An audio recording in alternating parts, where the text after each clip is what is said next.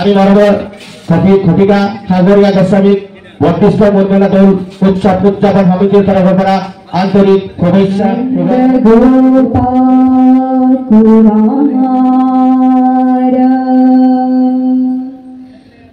গোবিন্দায় নমো নমঃ। নমস্কাৰ স্বাগতম জনাইছোঁ মই সাগৰিকা গোস্বামী চেনেললৈ এখন আপোন অনুষ্ঠান য'ত সৰুৰ পৰাই গীত নৃত্য কবিতা আবৃত্তি ভেকশ্যন আদিৰ মাজেৰে ডাঙৰ হৈছোঁ প্ৰতিযোগিতাৰ মাজেৰে। আৰু আজি সেই অনুষ্ঠানত এংকৰ হিচাপে ঘোষিকা হিচাপে নিমন্ত্ৰণ পাইছোঁ। পোনপ্ৰথমে মই মোৰ মেলা দৌল কমিটিক বহুত আন্তৰিক ধন্যবাদ জ্ঞাপন কৰিছোঁ ইমান সুন্দৰকৈ অনুষ্ঠানটো আয়োজন কৰি মোক আমন্ত্ৰণ জনোৱাৰ বাবে। আৰু আজিৰ অনুষ্ঠানৰ গোটেইখিনি ভাল লগা আপোনালোকক দেখুৱাবলৈ চেষ্টা কৰিম, চাই থাকক শেষলৈকে। আৰু এইখিনিতে এটা কথা মই মোৰ মেলা ভাষী ক'ব বিচাৰিছোঁ। মোৰ মেলা দৌল মহোৎসৱৰ যিখন ৰূপালী জয়ন্তী অনুষ্ঠান আছিল তাত মই এটা ভূপেন হাজৰিকাৰ গীত পৰিৱেশন কৰিছিলোঁ। আৰু সেইটো মই একেবাৰে পোনপ্ৰথমে ইউটিউব চেনেল যেতিয়া খুলিছিলোঁ তাত আপলোড কৰিছিলোঁ। বহুত দিনেই হৈ গ'ল, বহুত বছৰ হৈ গ'ল আচলতে। তথাপি মই ডেছক্ৰিপশ্যনত লিংকটো দি দিম, আপোনালোকে চাব বুলি আশা ৰাখিছোঁ ভিডিঅ'টো। আৰু এয়া হৈছে ৰংমন ডান্স গ্ৰুপৰ অভিনয় তথা নৃত্যৰ অনুষ্ঠান। খুব সুন্দৰকৈ নৃত্য নাটিকা সদৃশ এক অনুষ্ঠান তেওঁলোকে পৰিৱেশন কৰিছে, য'ত অভিনয় আৰু নৃত্য উভয়ে প্ৰাণ পাই উঠিছে।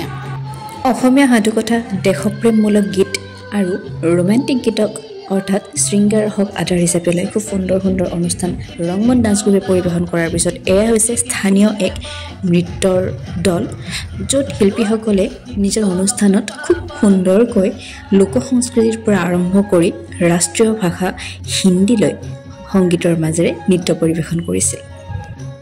এয়াই হৈছে প্ৰতিভা আৰু এয়া হৈছে এখন স্থানীয় মঞ্চৰ মূল মাদকতা। আজিৰ অনুষ্ঠানত মুখ্য সংগীত শিল্পী হিচাপে আছে আকাশ প্ৰীতম। গতিকে আকাশ প্ৰীতম তাৰ অনুষ্ঠান নোচোৱাকৈ আপোনালোকে ভিডিঅ'টোৰ পৰা গুচি নাযাব। এইখিনিতে মই জনাইছোঁ আপোনালোকক যে মোৰ কণ্টেক্ট নাম্বাৰ আপোনালোকে দেখিছে ভিডিঅ'ৰ তলত দি থোৱা হৈছে। যদিহে আপোনালোকে সুখী হৈছে বিচাৰে তেনেহ'লে ইয়াত দি থোৱা নাম্বাৰটোত কণ্টেক্ট কৰিব পাৰে। একচুৱেলি মোক বহুতেই সুধি থাকে যে আপুনি ইউটিউবত নিজৰ কণ্টেক্ট নাম্বাৰ কিয় নিদিয়ে। ভবাও নাছিলোঁ আচলতে দিবৰ কাৰণে। তো যিহেতু এইটো কথাত মোক ইউটিউব পৰিয়ালৰ বিষয়ববীয়াসকলে সোঁৱৰাই দিলে মই দিবলৈ আজিকালি চেষ্টা কৰোঁ। সম্বৰ্ধনা জ্ঞাপন কৰিবলৈ আগবাঢ়িছোঁ সন্মানীয় শ্ৰীযুত প্ৰাঞ্জল দাস আৰু তেখেতক সম্বৰ্ধনা সন্মানীয় ৰোহিত ডেকাই সম্বৰ্ধনা জ্ঞাপন কৰিছে সম্পাদক উৎপললৈ। সম্বৰ্ধনা জ্ঞাপন কৰিব সম্পাদক সন্মানীয় শ্ৰীযুত সমীৰণ দাসক, সন্মানীয় অজয় দাসে।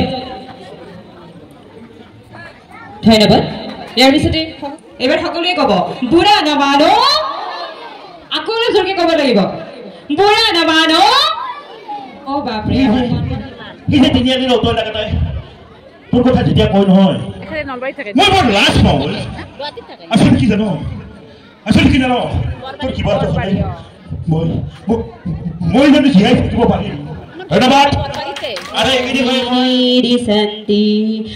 সকলোৱে আগবাঢ়িছো আজি বৰ্ণাঢ্য সাংস্কৃতিক সন্ধিয়াৰ মাজলৈ।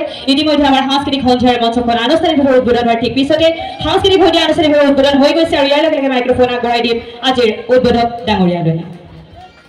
মহিলাৰ মুখকেইখন খুব উজ্জ্বল হৈ আছে, সেইকাৰণে ভাল লাগিছে। আপোনালোকে হাত চাপৰি বজাব অকণমান লাজ কৰিছে বাৰু, তথাপি মুখকেইখনত গম পাইছোঁ খুব ভাল পাইছে অনুষ্ঠান।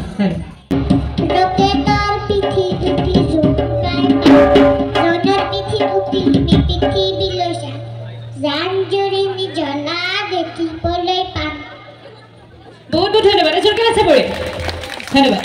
তুমি কৰিবা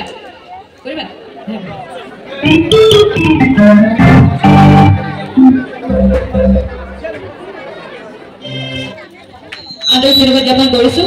আহক আমি সকলোৱে চাব লাগিব, ঠিক আছে?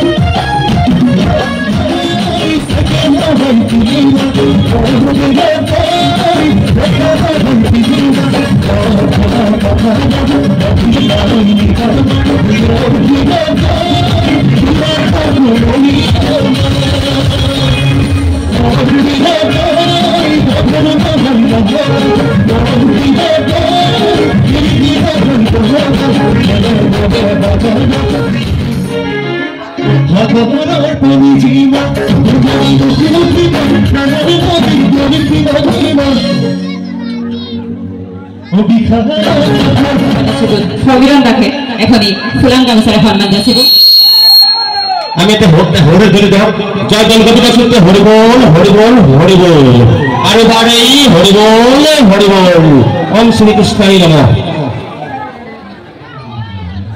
ধন্যবাদ আহক আমি সকলোৱে উপভোগ কৰোঁ পূজা কলিতাৰ সংগীতানুষ্ঠান লগতে আৰু এগৰাকী কণ্ঠশিল্পী আছে খন্তেক সময়ৰ পিছত আপোনালোকৰ মাজলৈ আহিব কণমানি কণ্ঠশিল্পী সৃষ্টি